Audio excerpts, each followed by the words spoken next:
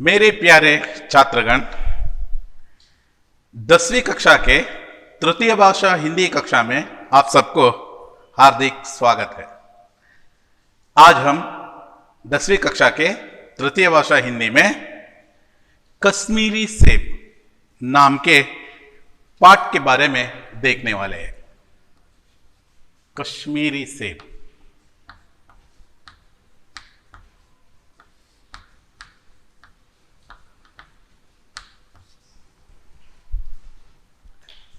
कश्मीरी सेब कहते ही आपको एक वैशिष्ट्यता नजर आते हैं। हिंदी के हर एक पाठ एक विशिष्ट उद्देश्य पूर्ण से परिपूर्ण है। उसी तरह कश्मीरी सेब भी एक विशेष आशय से भरी है। आखिर इस पाठ के आशय क्या है, इसके बारे में हम देखें तो इस कहानी में बाजार में लोगों के साथ होने वाले धोखेबाजी पर प्रकाश डाला गया है और खरीदारी करते समय सावधानी बरतने की आवश्यकता पर जोर दिया गया है। कश्मीरी से पाठ जिस तरह हम बाजार यानी मार्केट गए तो किस तरह सावधानी अपनाना है, एचरिके किस तरह केयरफुल रहना है, यह हमें इस पाठ में देखने के लिए मिलते हैं। धोखा देने वाले बहुत लोग रहते हैं।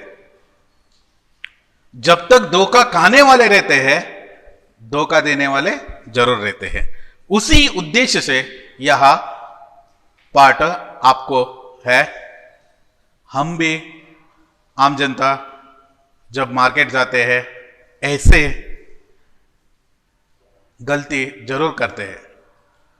हम 10वीं कक्षा के छात्र आगे के अपने जीवन में ऐसी जो गलती नहीं करना है, इसी उद्देश्य से इस पाठ को आपके सामने रखा है।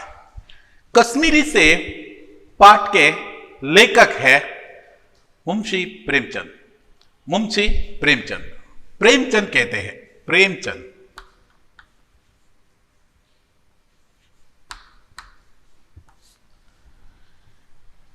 प्रेमचंद हिंदी की उपन्यास सम्राट कहलाते हैं। इनके एक एक उपन्यास है ना, अत्यंत अर्थपूर्ण रहते हैं और लोगों के हृदय छूने की शक्ति है। वैसे जो उपन्यास प्रेमचंद के द्वारा लिखा हुआ है, उनके बहुत सारे ऐसा उपन्यास आपको है। वैसे पूस की रात, ठाकुर की कुआं, एक समस्याओं पर नजर डालते हैं। समाज में रहने वाले कुछ समस्याओं पर व्यंग्य रूप से, नहीं तो लोगों को हृदय स्पर्शी होना है, उसी तरह से यह अपना लेखन लिखे हुए हैं। मुंशी प्रेमचंद के लेखक परिचय देखेंगे। देखिए पेज नंबर 9 में। प्रेमचंद जी का जन्म 31 जुलाई 1880 को वाराणसी के पास लमही नामक के गांव में हुआ। उनका वास्तविक नाम धनपत राय था। वे शिक्षा विभाग में नौकरी करते थे। बचपन से ही प्रेमचंद मातृ प्रेम से वंचित रहे। इनका जीवन गरीबी में ही गुजरा। मैट्रिक तक की पढ़ पाए। वे यथार्थवादी कथाकार थे। इनकी प्रमुख रचनाएं हैं गोदान, सेवा सदन, गबन, निर्मला, कर्मभूमि आदि इनके प्रमुख उपन्यास है। बड़े घर की बेटी, नमक का दरोगा, पंच परमेश्वर, पूस की रात आदि इनकी सुप्रसिद्ध कहानियां हैं। प्रेमचंद की कहानियां मानसरोवर नाम से संकलित है। इतना अद्भुत व्यक्तित्व रहने वाले मुंशी प्रेमचंद के बारे में सरल रूप से 4 अंक में देखेंगे। जन्म, जन्म 31 जुलाई 1880 को से 31 जुलाई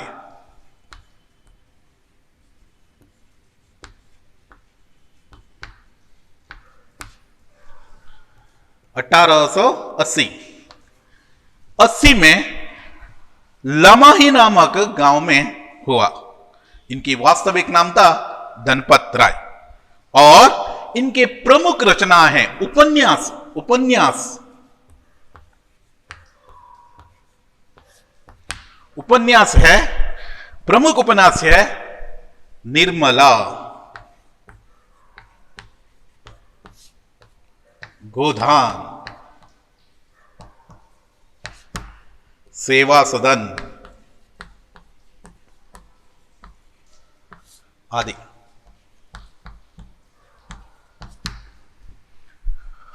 और कहानी है, कहानी फूस की रात।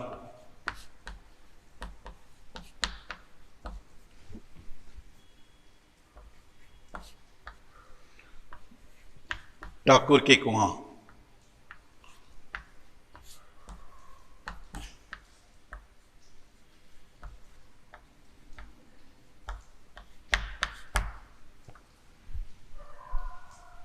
यह है।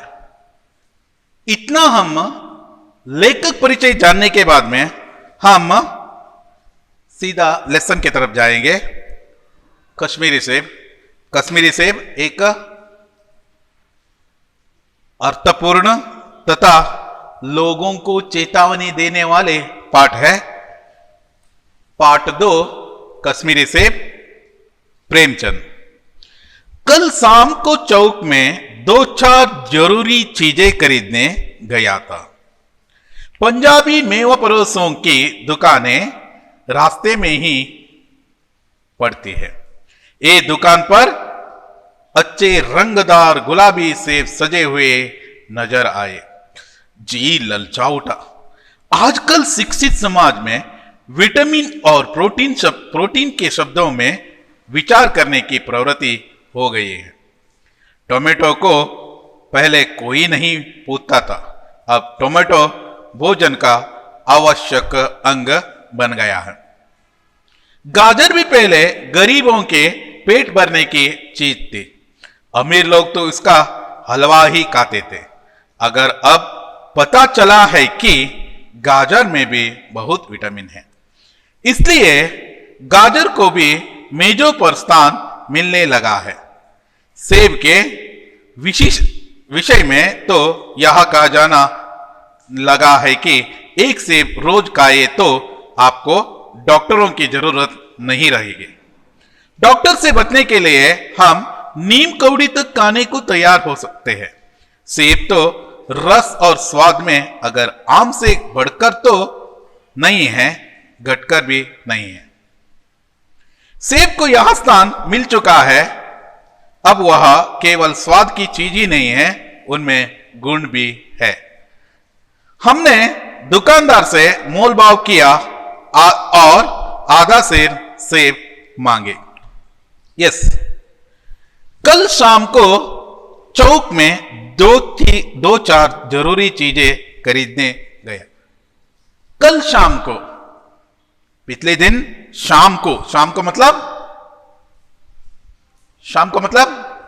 इवनिंग टाइम, चौक में। चौक यानी सर्कल कहते हैं। चौक वैसे जो मां कहते हैं सर्कल में जाकर वहां लेकर आओ, यहां लेकर आओ, ऐसे 2-4 जरूरी चीजें खरीदने चौक गए थे। कौन? यानी लेखक प्रेमचंद जी 2-4 जरूरी चीजें खरीदने चौक गए थे। पंजाबी मेवा परोसों की दुकानें, मेवा परोसों की दुकानें, मेवा परोसों की दुकानें।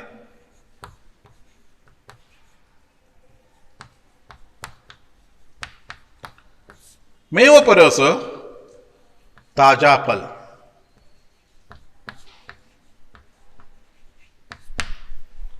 ताजा फल बेचने वाले।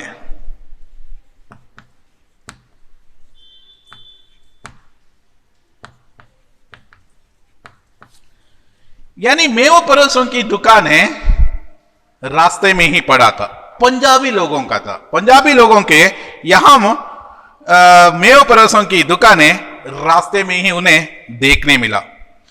एक दुकान में तो रंग बिरंगे गुलाबी सेब नजर आए, बहुत जो देखते ही आकर्षित करने वाले, और गुलाबी रंग के, वो भी रंग क्या है, गुलाबी रंग के सेब नजर आए।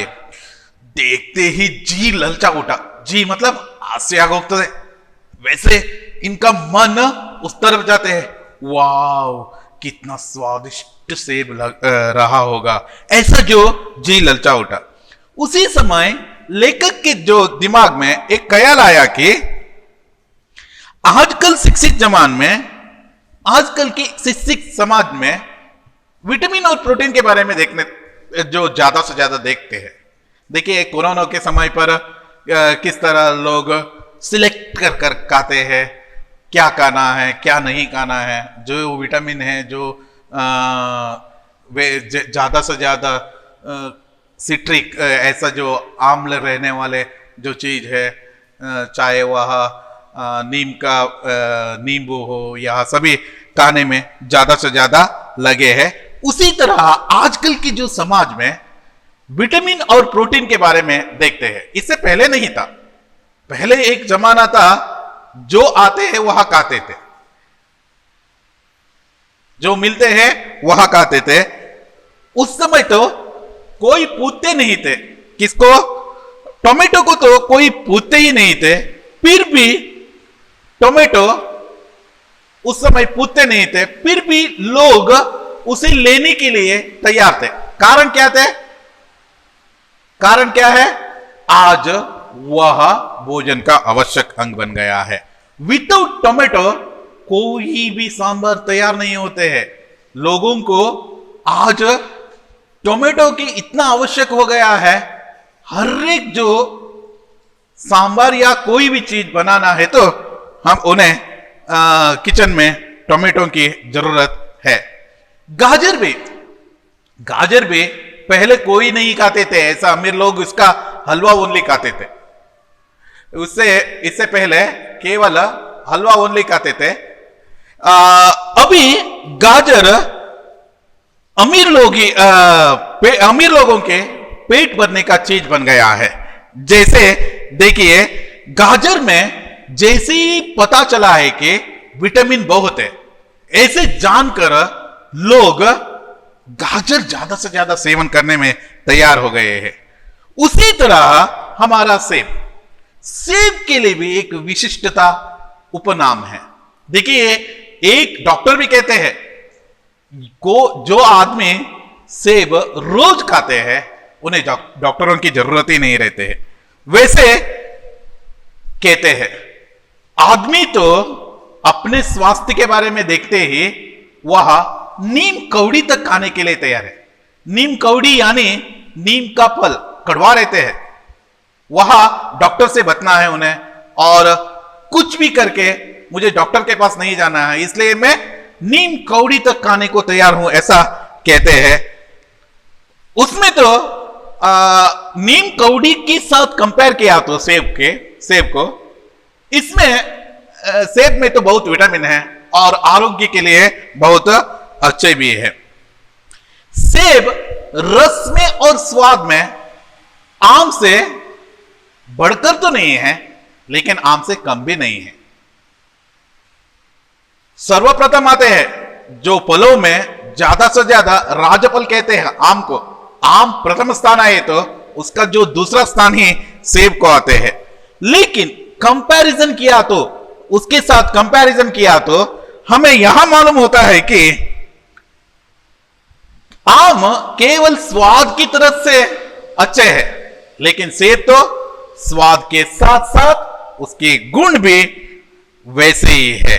यह सभी आलोचना करके हमारे लेखक दुकानदार के पास गया और सेबों के बारे में पूछताछ की, और पूछताछ करते ही उन्होंने कितना है यह सभी पूछा, और ये उनसे कहा आधा सेर सेब दे दो, आधा सेर सेब दे दो।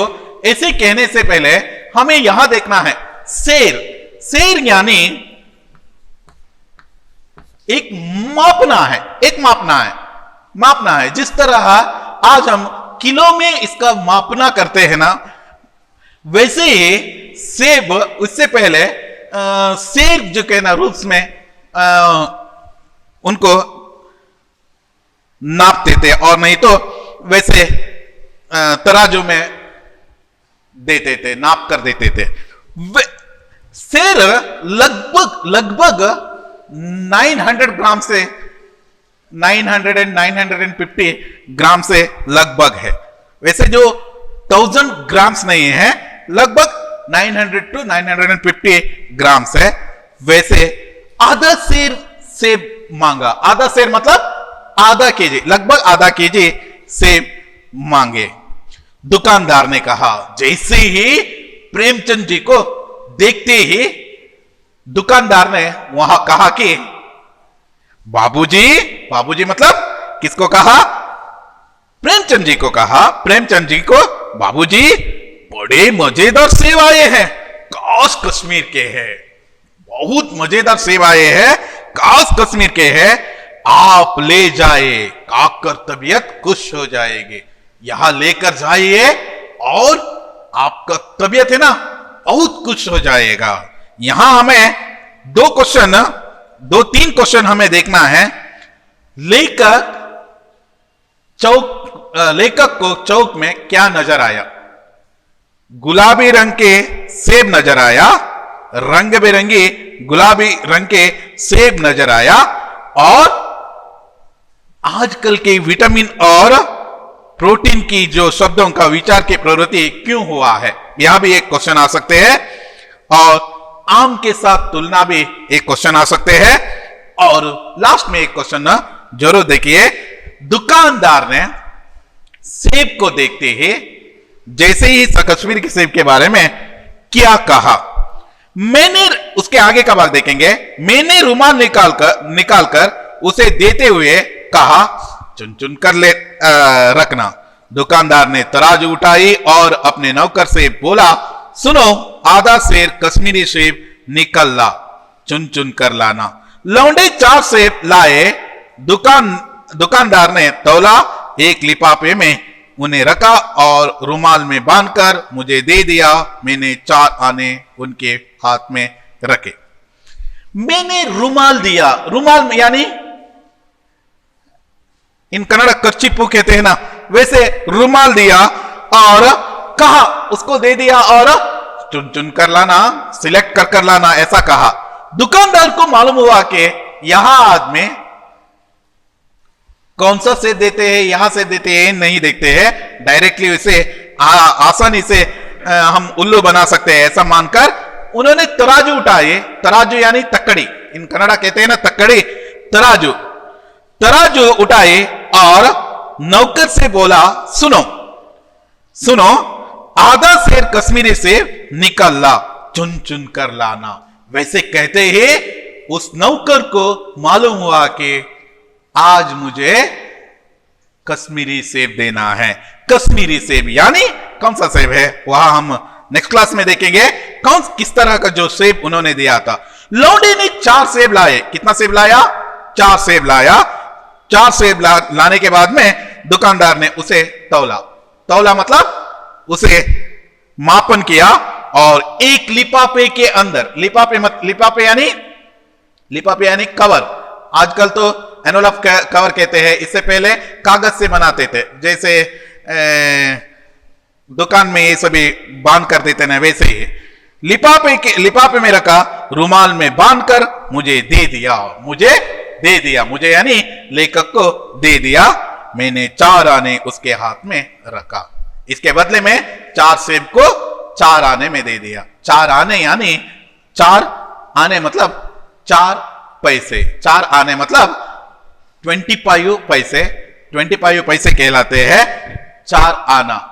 8 आना मतलब 50 पैसे कहलाते हैं और 16 आना मतलब 1 रुपया कहलाते हैं। इसी तरह का 4 आना मतलब 25 पैसे उन्हें दे दिया। इस तरह हम लेखक ने बाजार में किस तरह खरीदारी की और वहां से घर लाकर वह क्या करते हैं, इसके बारे में हम आने वाले कक्षा में देखने वाले हैं। और तब तक अपने आरोग्य के बारे में देखभाल रखिए और साथ ही साथ हम अगले कक्षा में मिलने वाले हैं। धन्यवाद।